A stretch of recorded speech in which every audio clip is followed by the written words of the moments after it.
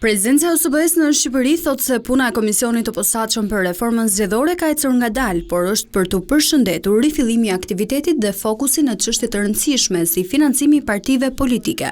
Në një deklaratë për mediat nga Pogradeci, ambasadori i OSBE-s Michel Tarran theksoi se rekomandimet e ODIHR-it janë baza kryesore e punës.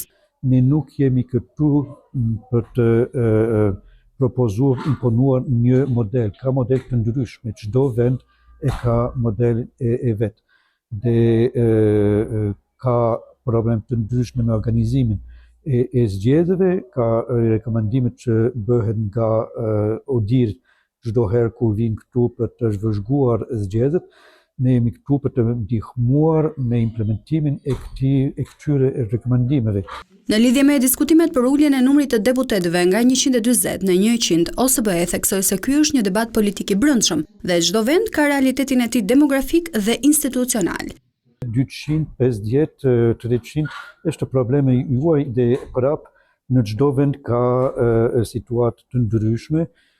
Duke shikuar sa banorët janë në Shqipëri, mund u kuptoj që dikush konsideron që duhet të jetë më pak deputet, ka argumente tjetër që janë në favor të numrit më të madh.